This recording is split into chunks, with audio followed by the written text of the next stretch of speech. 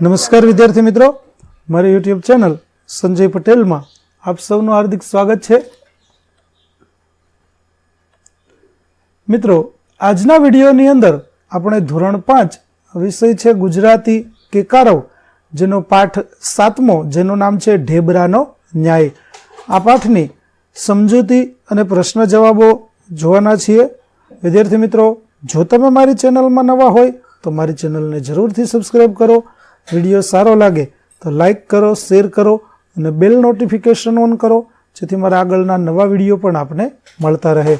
તેમજ વિદ્યાર્થી મિત્રો, આ પાઠની PDF જોવા માટે પ્લે સ્ટોરમાં જઈ અમારી એપ્લિકેશન વિશ્વગુરુ STD 1 થી 12 ગુજરાતી ડાઉનલોડ કરી તમારા મોબાઈલમાં ઇન્સ્ટોલ કરો. જે તમે શરૂ કરશો તો તમને આ પ્રકારે જોવા મળશે, જેમાં બધા ધોરણની અંદર તમને ધોરણ બતાવશે. ધોરણ પસંદ કરશો એટલે વિષય બતાવશે, વિષય પસંદ કરશો એટલે પાઠનું નામ બતાવશે. જેમાં તમે વિડીયો ઉપર ક્લિક કરશો તો વિડીયો જોવા મળશે અને PDF ઉપર ક્લિક કરશો તો તમને PDF જોવા મળશે. તો આશા રાખો છો અમારી એપ્લિકેશન આપ સૌને ગમશે. જરૂરથી ડાઉનલોડ કરજો, જે એકદમ ફ્રી છે. કોઈ પણ પ્રકારના ચાર્જ વગર તમે વિડીયો અને PDF બંને જોઈ શકશો. તો ચાલો મિત્રો, હવે આપણે શરૂ કરીએ પાઠ 7મો, ઢેબરાનો ન્યાય, ભાગ 3.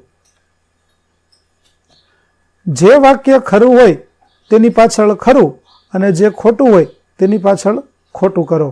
જેમ કે ઉદાહરણ છે, શેઠના બગીચામાં જ્યાંથી બકરી ઘૂસી ત્યાંથી છજુ કાકા પણ ઘૂસ્યા. તો આ વાક્ય ખોટું છે, કારણ કે જે જગ્યાએથી બકરી ઘૂસી તે જગ્યાએથી છજુ કાકા ઘૂસી શકતા નથી. પેલું વાક્ય તો, કાકાએ બગીચામાં જઈને માળીને બકરીને બહાર કાઢવાની વિનંતી કરી. તો આ ખરું છે, કારણ કે કાકા છે તે છીંડામાંથી અંદર ઘૂસી શક્યા નહીં, તેથી તેણે માળીને વિનંતી કરી હતી. બીજું, બકરીને જોરથી ડાંગ ફટકારી, એમાં છજુ કાકાને કોઈ વાંધો ન હતો. તો આ વાક્ય ખોટું છે, કારણ કે બકરીને જોરથી ડાંગ ફટકારી અને તેના કારણે છજુ કાકાની બકરી છે તેનું મૃત્યુ થાય છે, એટલે છજુ કાકાને વાંધો હતો. ત્રીજું, છજુ કાકા કરતા કાકી વધુ હોશિયાર હતા. તો તે વાક્ય ખરું છે, કારણ કે કાકીએ સરસ મજાની અરજી છે તે લખી આપી હતી, તે આપણે અગાઉ જોયું હતું. ચોથું, શેઠે છજુ કાકાને 4 છાબખા માર્યા. તો તે વાત ખરી છે. જ્યારે શેઠ પાસે છજુ કાકા ન્યાય માગવા માટે જાય છે ત્યારે તેને છજુ કાકાને ઝાડ નીચે ઊભા રાખી અને 4 ચાબખા માર્યા હતા. તો આપણું વાક્ય આમ ખોટું થશે, કારણ કે ખરેખર ચાબખા છે તે નોકરો દ્વારા મારવામાં આવ્યા હતા, છે શેઠે માર્યા નથી. પાંચમું, કાકાને પોતાની સંપત્તિ પ્રત્યે સંતોષ હતો. તો તે વાક્ય ખરું છે, કારણ કે કાકા એવું વિચારતા કે એક ઝૂંપડી અને એક બકરી આપણી પાસે છે, જ્યારે કેટલાક લોકો પાસે તો એટલું પણ નથી. છઠ્ઠું, કાકા અને કાકી બિલકુલ ભણેલા ન હતા, તેથી અરજી નવી રીતે લખી શકે છે. તો તે વાક્ય ખરું છે, કારણ કે જો ભણેલા હોત તો તેઓ લખાણ કરીને લખત, પરંતુ અહીં તો બંનેએ અરજી લખવા માટે લીટાઓ છે તેનો જ ઉપયોગ, લીટા ચોકડી આવી જુદી જુદી આકારો છે તે કરી અને અરજી લખી હતી. સાતમું, છજુ કાકાની ફરિયાદ સાંભળીને શેઠને તેમના પ્રત્યે દયા આવે છે. તો આ વાક્ય ખોટું છે, કારણ કે શેઠને દયા નથી આવતી, ઉલટાના શેઠ છજુ કાકાને પણ 4 ચાબખા મરાવે છે. આઠમું, પૂજારી અરજી અને ઢેબરાના વખાણ કરે છે. તો આ વાક્ય ખરું છે, કેમ કે પૂજારીએ ઢેબરા ખાધા ત્યારે કહ્યું કે તારી ઘરવાળી ઢેબરા ખૂબ સારા બનાવે છે અને અરજી પણ તે સરસ લખી છે, એવું પૂજારીએ કહ્યું હતું. ચાલો, વાક્ય કોણ બોલે છે તેને થતી લાગણી કૌંસમાંથી પસંદ કરીને લખો. તે પછી તે વાક્ય ભાવ સાથે બોલો. જેમ કે ઉદાહરણ છે, પેલું, શેઠની આ દુષ્ટતા હું જોઈ નહીં શકું. તો કાકીનો ગુસ્સો જોવા મળે છે તેમાં. પેલું, બકરી બાગમાં ઘુસાડી ને પાછો હોશિયારી બતાવવા આવ્યો છે. તો તેમાં આપણને કયો ભાવ જોવા મળે છે? તો માળીનો ઠપકો, એટલે કે ઠપકાનો ભાવ જોવા મળે છે. બીજું, શેઠે મને ખખડાવીને 4 ચાબખા મરાવ્યા. તો તેમાં આપણને છજુ કાકાની વેદના જોવા મળે છે. ત્રીજું, થોડા પાંદડા ખાધા એમાં વળી મૂંગા પ્રાણીને મારી નખાતું હશે. તેમાં કાકીની દયા ભાવના છે તે જોવા મળે છે. ચોથું, અરજી બહુ ફક્કડ લખાય છે તો તેમાં આપણને કાકીની ખુશી એટલે કે ખુશીનો ભાવ જોવા મળે છે. 5મું, ડાંગ ફટકારી તો બાપડી ત્યાં ને ત્યાં મરી ગઈ તો તેમાં આપણને કાકાનું દુઃખ જોવા મળે છે. ને 6થું, મને માર્યો એ તો અરજીમાં લખ્યું નહીં તો તેમાં હાસ્યનો ભાવ જોવા મળે છે અને કાકા આ વાક્ય બોલે છે.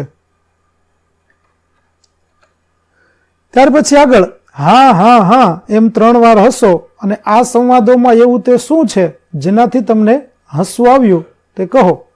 પેલું, કાકી કહે બકરી તું દૂધ દે. બકરી કહે કાકી તું લીલુંછમ ખાવાનું દે. કાકી કહે લીલુંછમ ખાવાનું તો નથી તો બકરી કહે દૂધ પણ નથી. તો અહીં બંને વચ્ચે જે સંવાદ થયો તેમાં કાકી કહે છે કે ભાઈ જો તું, બકરી કહે કે જો તું દૂધ ખાવાનું આપે તો હું દૂધ આપું, નહીંતર હું દૂધ આપું નહીં.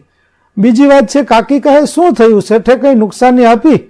કાકાએ કહ્યું નુકસાનીમાં મને 4 ચાબખા ફટકાર્યા. જો આ તો અહીંયા પણ શેઠ પાસે જે નુકસાનીનું વળતર મેળવવા ગયા હતા તેના બદલામાં છજુ કાકાને 4 ચાબખા ખાવા મળે છે. ત્રીજું, કાકી કહે અરજી લખીશું. કાકા કહે મને કે તને ક્યાં લખતા આવડે છે. કાકીએ કહ્યું તોય લખીશું. એટલે કે અહીં બંને અભણ છે પણ અરજી લખતા કોઈને પણ આવડતી નથી. તેમ છતાં બંને કહે છે કે આપણે તો પણ અરજી લખવી છે. ચોથું, કાકા કહે અરજી તો ફક્કડ લખાય છે પણ એમાં મને માર્યો એ કેમ લખ્યું નથી. કાકી કહે એ તમે લખો, તમે મારા જેટલું ભણેલા તો છો. કાકા કહે વાત તો ખરી છે. આ રીતે બંને છે અભણ હતા તેમ છતાંય પોતાની વાત લીટીઓ કરી અને તેમણે રજૂ કરી હતી. તો હાસ્ય પ્રેરક વાત છે તે તમને અહીં જોવા મળે છે જેની નીચે આપણે લીટીઓ કરી છે. ચાલો 1 મિનિટ માટે તાડાસન કરો અને પ્રશ્નોના જવાબ લખો. પહેલો પ્રશ્ન, બકરી છજુ કાકાના કાબુમાં કેમ રહેતી નથી. તો બકરીને ખૂબ ભૂખ લાગી હતી તેથી તેને લીલું ઘાસ ખાવાની ખૂબ જ ઈચ્છા થઈ હતી. બાજુમાં જ શેઠના બગીચામાં લીલું લીલું ઘાસ હતું તેથી બકરી તે ઘાસ ચરવા જવા માટે ખૂબ જ ઉત્સુક હતી અને તેથી બકરી છજુ કાકાના કાબુમાં રહેતી ન હતી. બીજું, માળી બકરીને ડાંગ શા માટે ફટકારે છે. તો માળી બકરીને ખૂબ ભૂખ લાગી હતી અને તે લીલું ઘાસ ખાવાની લાલચે તે શેઠના બગીચામાં ઘૂસી જાય છે અને છજુ કાકા તેને લેવા માટે જાય છે અને માળીને વિનંતી કરે છે પણ માળી ગુસ્સે થઈને બકરીને કાઢવા માટે બકરીને ડાંગ ફટકારે છે. ત્યાર પછી ત્રીજું, બકરી અને કાકી વચ્ચે શી વાતચીત થાય છે. તો કાકી બકરી પાસેથી દૂધ માંગતા કહે છે કે બકરી તું દૂધ દે. ત્યારે બકરી જવાબ આપે છે કે કાકી તું લીલુંછમ ખાવાનું ઘાસ ખાવાનું દે. કાકી કહે લીલુંછમ ખાવાનું તો નથી. ત્યારે બકરી જવાબ આપે છે કે તો પછી દૂધ પણ નથી. ચોથું, શેઠને ત્યાં જઈ આવીને છજુ કાકા કાકીને શું કહે છે. તો શેઠને ત્યાંથી આવી અને છજુ કાકા કાકીને કહે છે કે શેઠે તેમને નુકસાનીમાં 4 ચાબખા ફટકાર્યા. ત્યાર પછી શેઠે નોકર પાસે છજુ કાકાને શા માટે ચાબખા મરાવ્યા. તો શેઠે કાકાને કહ્યું કે બકરી મૂંગું પ્રાણી છે પણ તું તો મૂંગું પ્રાણી નથી ને, તે બકરીને મારા બગીચામાં ઘુસાડી જ કેમ. એમ કહીને કાકાને ગુનેગાર ઠેરવી નોકર પાસે છજુ કાકાને ચાબખા મરાવ્યા. છઠ્ઠું, છજુ કાકાને રસ્તામાં કોણ મળે છે. કાકા શું કરે છે. તો છજુ કાકાને રસ્તામાં પૂજારી મળે છે.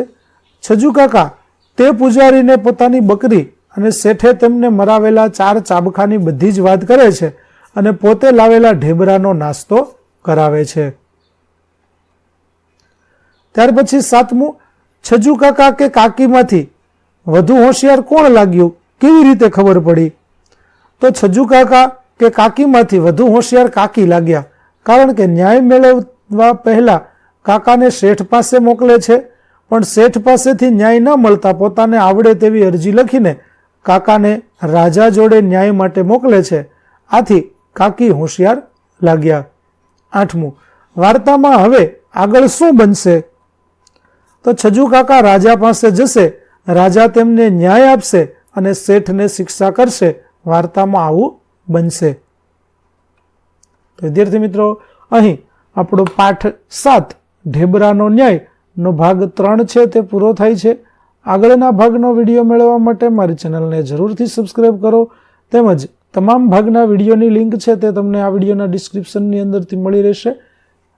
જો PDF જોવી હોય તો આ અમારી એપ્લિકેશન વિશ્વગુરુ STD 1 થી 12 ગુજરાતી ડાઉનલોડ કરો, જેમાં આપને ધોરણ 5 તમામ વિષયના સ્વાધ્યાય સોલ્યુશન, સ્વાધ્યાય પોથી સોલ્યુશનના વિડીયો અને PDF મળી રહેશે, જે એકદમ ફ્રી છે. કોઈ પણ પ્રકારના ચાર્જ વગર તમે વિડીયો અને PDF જોઈ શકશો.